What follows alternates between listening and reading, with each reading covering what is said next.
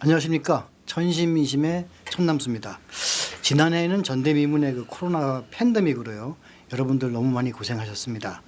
이제 신축년 새해가 밝았습니다.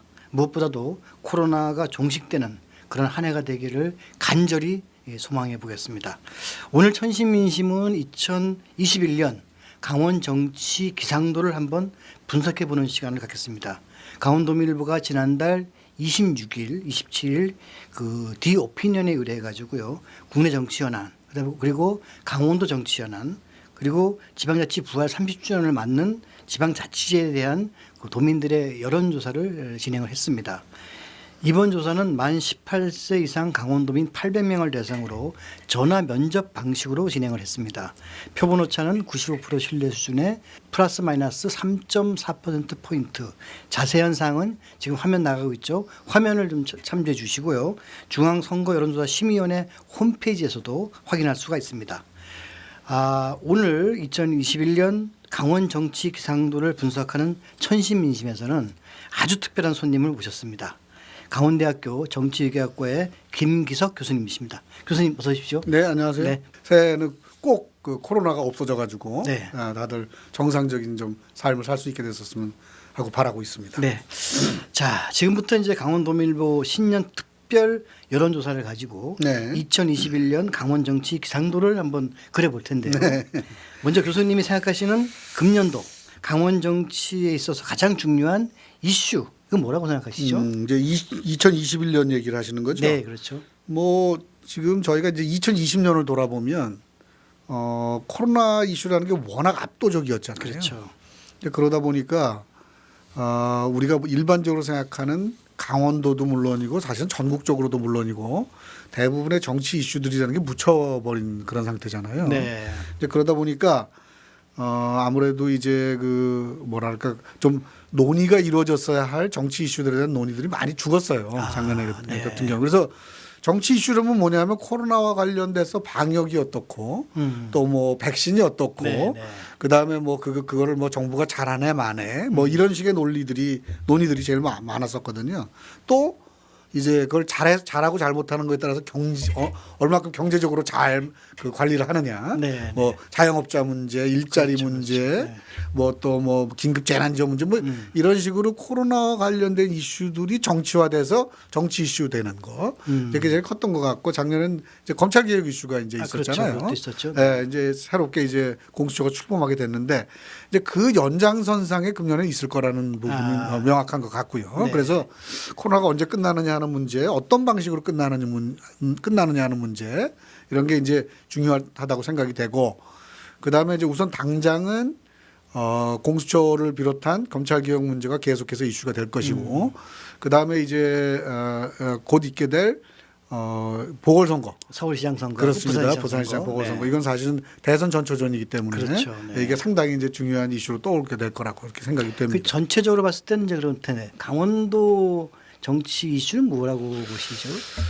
뭐 강원도 정치 이슈가 전국 이슈와 동떨어져서 있었던 적은 별로 없으니까요. 그렇죠. 역시 네네. 뭐 역시 이제 그 사실 강원도가 처음에 청정강원이라 그랬다가 그 코로나가 이제 3파가 오면서부터는 이제 상당히 그렇죠. 좋지 않은 상황으로 들어갔었죠. 네. 이제 그래서 그거 역시 강원도 내에서도 상당히 중요한 정치적인 파장을 가지고 오게 될 거라고 생각을 하고요. 네.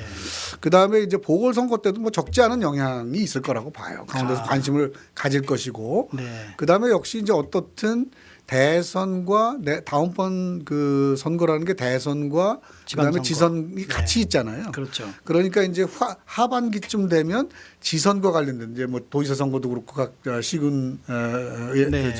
또 그렇고 그러니까 이제 지선과 관련된 여러 가지 움직임이 나타날 것이기 때문에 그런 것들이 역시 내년 하반기에는 핵심적인 강원도 이슈가 되지 않을까 생각이 됩니다. 네. 그렇고 보면 이제 이번 저희 여론조사에서도 보면 네. 그 강원도민들이 이제 문재인 대통령에 대한 국정 수행에 대한 평가 이거 이제 결과가 나왔는데요. 표에도 나가겠습니다만 네. 국정 수행에 대해서 38.5%가 이제 지지를 보냈고 네. 반면에 절반이 넘는 53.1%가 이제 부정적 평가를 하고 있어요. 네. 이것이 아마 전국적인 상황하고도 그렇게 크게 다르지는 않은 것 같은데 그렇죠. 네. 2021년을 맞이하는 상황에서 이것을 어떻게 좀 보시는지요?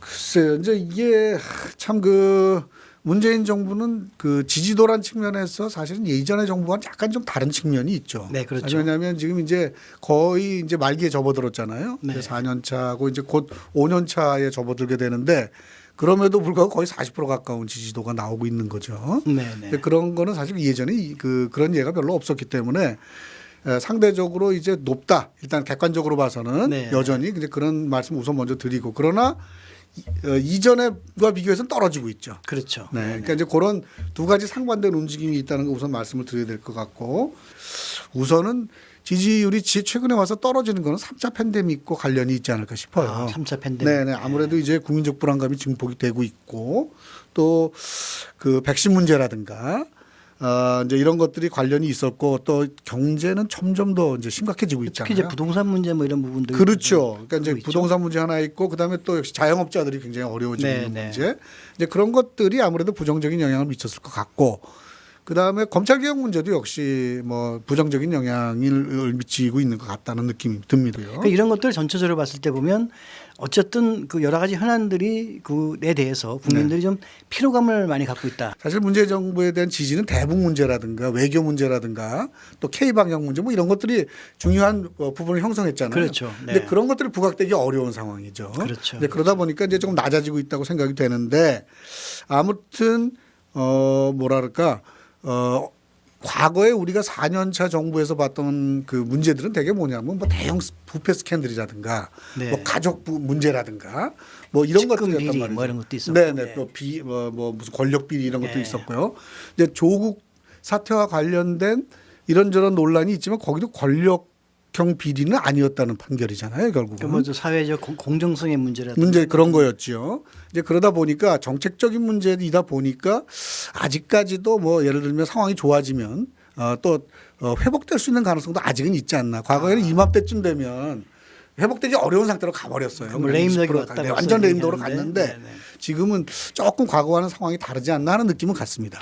자, 그럼 그런 면에서 봤을 때 이제 네네. 대통령 수행 평가하고 음. 정당 지도의 또 연관성도 관심이 가는데요. 그렇죠. 네. 사실 강원도는 또 전국의 상황과 좀 다르지 않습니까? 네, 조금 약간 그래서 이제 이번 조사를 보게 되면 더불어민주당이 24.4%, 네. 그다음에 국민의힘이 14.8%, 그래요. 네. 정의당이 4%, 국민의당이 2%, 이런 순이란 말이죠. 네. 근데 이제 지지정당 없다가 무려 48.2%. 이건 뭐 절반에 가까운데 이거 어떻게 해석해야 될까요? 정치학 교수 어떻게 먹고 살아야 될지 걱정입니다. 이렇게 정치에 대해서 혐오를 하시면 말이죠. 네. 근데 사실 전 개인적으로 생각을 해보면 그렇습니다. 더불어민주당 지지도가 좀 그렇다 하더라도 네. 그래도 다소 보수적인 성향을 띄었던 강원도의 어떤 이 정당 지지도의 민심이 근데 국민의힘의 지지가 이렇게 높지 않은 것은 좀 의외의 결과다. 그렇죠. 왜냐하면 이게 전국적인 조사하고도 비교해 보면 좀 국민의힘 지지가 이렇게 썩 높은 게 아니란 말이죠. 네, 낮은 편이죠. 네, 이거 상대적으로. 어떻게 좀 분석할 수 있을까요? 글쎄 말이죠. 왜냐하면 저도 처음 보죠 이런 거. 왜냐하면 우선 지금 현재 여당 계열, 민주당 계열이 이렇게 오랫동안 1위를 했던 적이 강원도에는 없었죠. 그렇죠, 그렇죠. 네. 이것 자체가 우선 새로운 현상이고, 그다음에 두 번째는 뭐 그 문재인 대통령이나 여당에 대한 부정적 기류가 형성이 돼도 이게 야권에 대한 말하자면 지금 국민의힘을 지지로 중심으로 한 돌아가야 되는데. 야권에 대한 지지로 가지 않습니다. 네. 그 제 생각에는 일단 지금 현재 야권이 그런 민심 이반 말하자면 현 여권에 대한 민심 이반을 자기네들에 대한 지지로 전환시킬 능력이 없다. 지금 굉장히 약해졌다. 이제 그런 느낌을 우선 갖게 되고요. 그 최근에 많이 얘기하는 건 뭐냐면요. 대개 이제 약간 중도 우파라고 할까요? 네. 그러니까 약간 이제 아주 그 우파 성향이 강하지 않은 분들, 중도 쪽에 있으나 이제 우파인 분들 네, 네. 이런 분들이 제일 싫어하는 건 뭐냐면 불안정 또는 불안정. 갈등 이런 겁니다. 그래서 지금 작년 1년 동안에 사실은 코로나라고 하는 굉장히 어려운 사태 속에서도 여러 가지 형태의 갈등 양상들이 빚어졌단 말이죠. 뭐 늘상 그렇긴 했지만 굉장히 네. 심하지 않았어요. 심했죠. 네. 그러니까 이제 그것이 말하자면 정치에 대한 혐오 같은 걸로 나타난다고 생각이 돼요. 교수님 분석에 따르면 이제 그 정당 지지도에서 나타난 도민들의 어떤 정치적 지향점은 일단은 어떤 그 지지정당 없다 무당파로 나타나지만 일정 부분은 좀 보수적 색깔들을 좀 갖추지. 제가 보기엔 않겠는가. 그쪽이 아무래도 역시 그쪽이 뭐 더 높지 않나. 그래서 이제 그럼- 대개 선거에서 그분들이 선거에 나와주냐 안 나와주냐가 결국은 결과를 결정짓고 하잖아요. 네. 예, 그러니까 이제 이분들이 말하자면 정치에 관심을 갖고 그것이 내 삶의 문제다라고 생각하게 하고 이렇게 누가 어느 쪽에서 그것을 더 잘할 수 있느냐가 굉장히 승부의 관건이 되지 않나 생각이 들어요.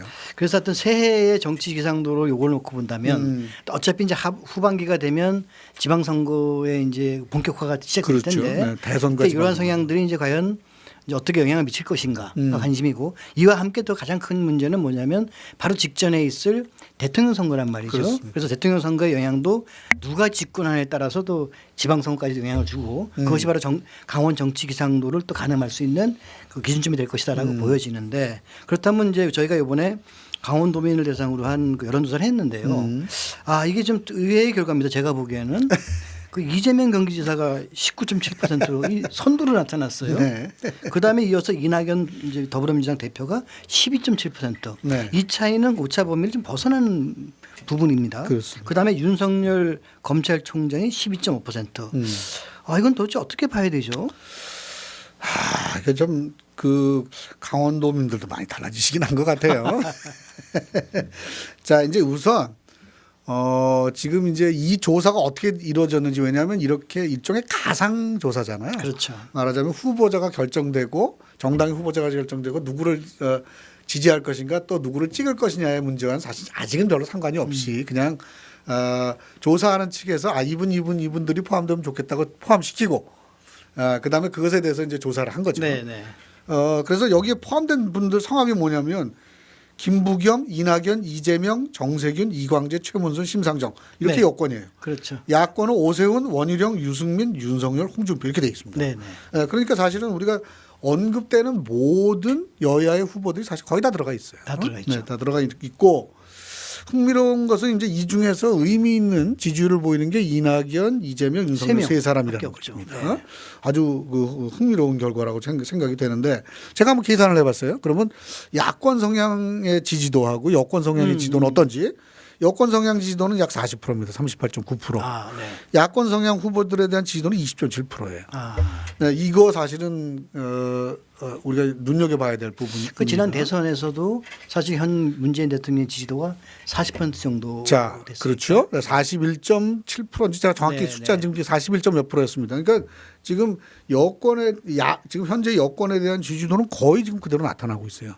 야권의 대한 지지도는 그때보다도 더 적게 나타나고 있죠. 네. 10% 가까이 적게 나타나고 있어요. 그래서 제가 아까 그런 말씀을 드린 겁니다. 이게 아무래도 뭐랄까 갈등적인 상황 이런 거에 대한 때문에 나타나는 정치에 대한 혐오감 같은 거 아닌가 얘기한 것이고 반면에 상대적으로 그러다 보니까 지금 여기에 이제 뭐 예컨대 홍준표, 유승민, 원희룡, 오세훈 이런 분들 기존 야권의 대권 잠룡들로 인식되는 분들 이분들이 제가 보기엔 상당히 그 손해를 보고 있는 거 아닌가. 그죠. 그 윤석열 효과, 그렇죠. 반작용 이렇게 볼 수 있겠죠. 그렇습니다. 그러니까 이제 이게 아무래도 모르겠어요. 저는 이제 제가 뭐 그 윤석열 효과라는 부분에 대해서 조금 시간이 있으면 설명을 드리고 싶은데 지금 시간이 별로 없는 것 같아요. 네, 네.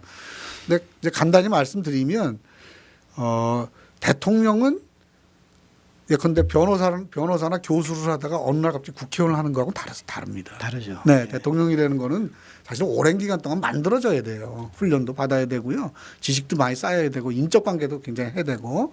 근데 지금 윤석열이라는 분은 사실은 대통령 후보가 되기에는 그동안의 경력이나 이런 것이 아직은 여러 가지 부족한 부분이 많이 있죠. 여러 가지 과정이 또 필요하고 필요하죠. 그렇죠? 이제 한 가지 영역에만 계속 계셨던 분이니까.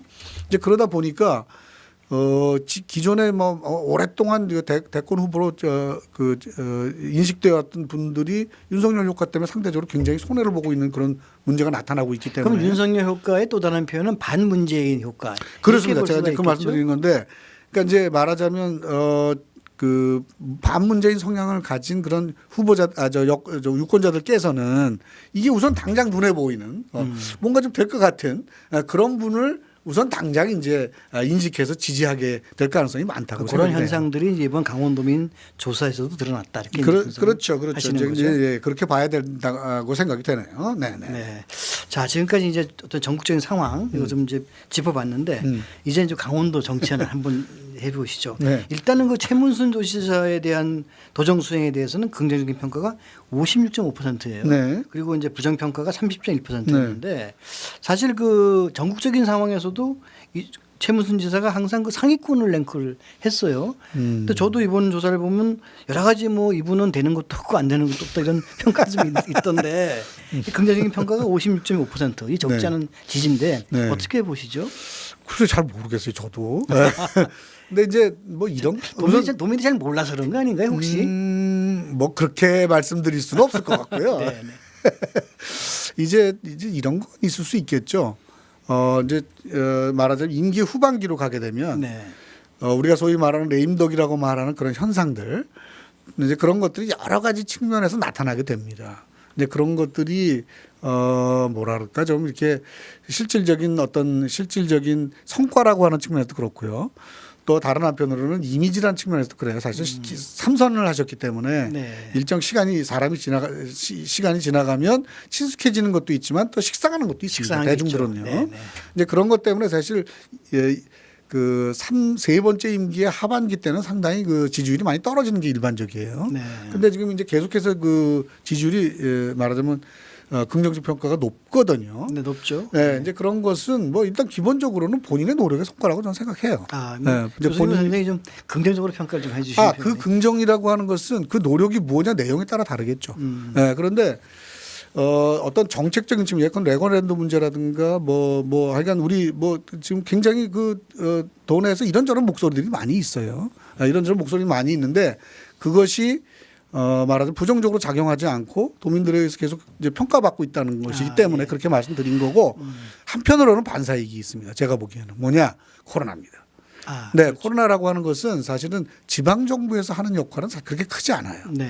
그렇기 때문에 그게 모든 강원도 이슈를 덮어버렸다고 제가 말씀드렸잖아요. 네, 네. 이제 그러다 보니까 강원도 내에서 정치화돼야 될 이슈들이 정치화되지 않고 그냥 잠잠해져 버린 이제 그런 것 때문에 그냥 뭐 이제 과거처럼 그냥 이렇게 어떤 특별한 문제의식을 갖지 않고 지지를 하신 거 아닌가 이런 그 반사이익이 있지 않았나 하는 생각도 합니다. 네. 뭐 하여간 뭐 어쨌거나 최문순 지사는 이제 3선이 됐기 때문에 네. 다음 선거에 출마를 이제 할 수가 그렇습니다. 없게 되죠. 네네. 그래서 이제 아무래도 이제 다음 도의사감은 누군가 이 사람 도민들의 관심이 또 자연스럽게 이제 그쪽으로 갈 수도 있는데 사실 너무 이르죠 사실은. 그다음에 이제 지금 조사라는 것이 어찌 보면 인지도 조사가 될 글쎄요. 수밖에 없는 네, 그러니까요. 대통령 선거도 그 정도인데 도지사 선거는 더 하지 않겠습니까 그렇습니다. 아무래도. 그래서 저희가 조사를 해봤더니 실제로 여권이든 야권이든 간에 적합한 후보가 없다 또는 잘 모르겠다가 63.9%에서 77.4% 이건 뭐 통계로서의 의미도 좀 많이 이제 적어지는 이런 결과야는 만큼 이제 너무 이런 감이 있는데 하여간 더불어민주당의 경우는 홍남기 경제부총리가 10.5%뭐 이것도 결코 높은 지지도는 아닌데 정도로 이제 가장 높았고요. 네. 또 야권에서는 국민의힘의 경우는 권성동 의원이 14.5%, 김진태 전 의원이 10.2%. 역시 그것도 인지도 그렇게 그렇죠. 좋습니다. 네. 다른 후보들은 뭐 아예 미미한 지지율이 나왔어요. 그래서 뭐 다른 후보들 여기서 굳이 소개할 필요는 없을 것 같고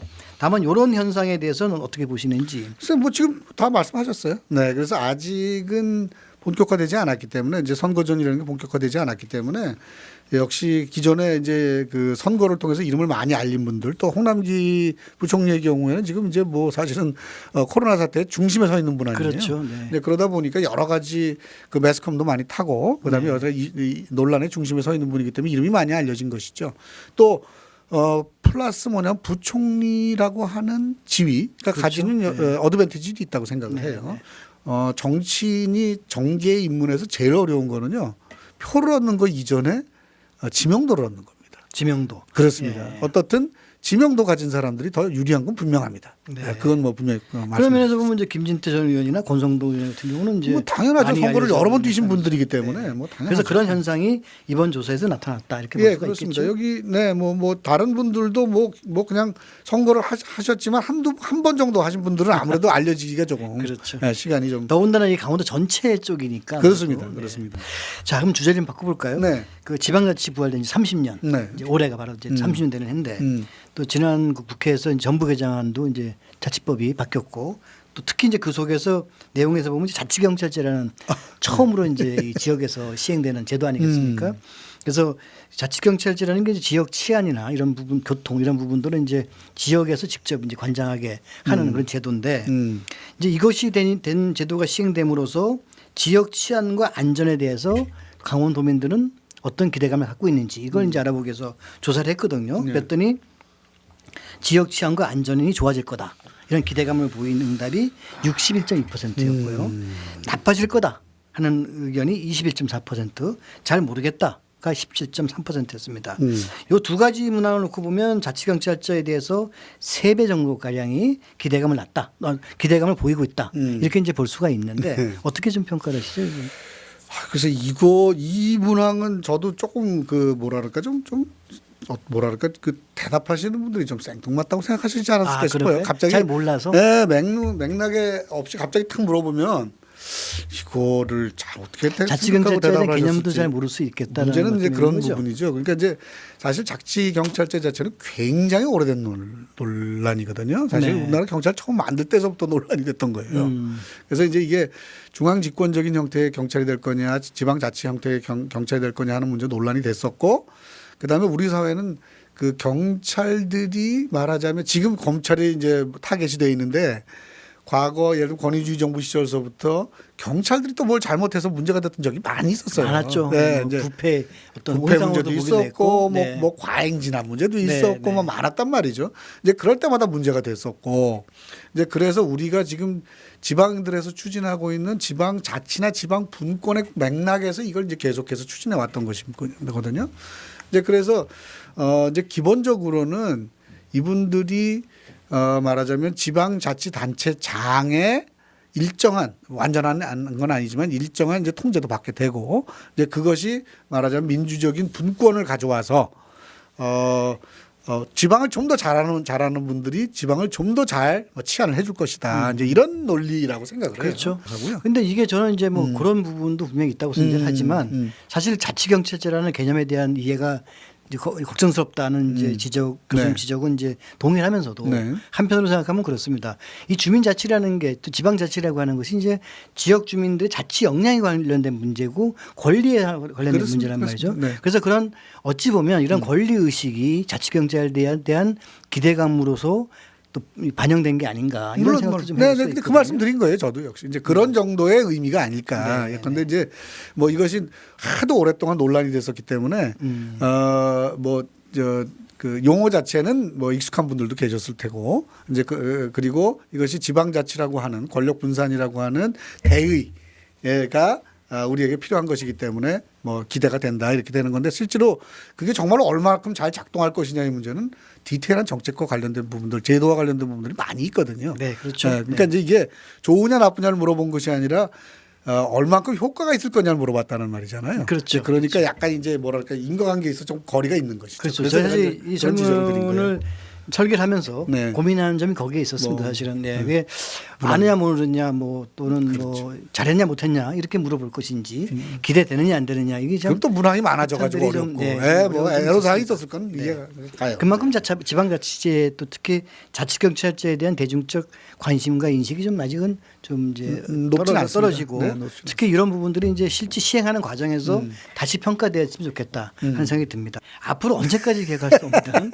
바로 이제 코로나 팬데믹 문제인데요. 웃을 일이 아닌데. 네. 그리고 최근에 또 백신에 대한 논란이 이제 커지고 있지 않습니까? 이게 뭐 챙겼니 빨리 들여오니 많이 네네. 안전성이 어떠니 많이 하는데 그래서 저희가 이번에 조사에서는 강원도민들은 코로나 백신을 어떻게 할 거냐, 빨리 맞을 거냐, 아니면 천천히 맞을 거냐를 이렇게 한번 물어봤어요. 이렇게 됐을 때 바로 이제 도민들이 백신에 대한 인식을 어떻게 갖고 있는가를 이제 분석할 수 있겠다라고 해서 이제 했는데 안전성을 그러니까 신속성 빨리 맞겠다는 응답은 35.9% 그리고 안정성을 보아가면서 천천히 맞겠다가 56.7%였어요. 그랬어요? 그리고 아예 접종하지 않겠다.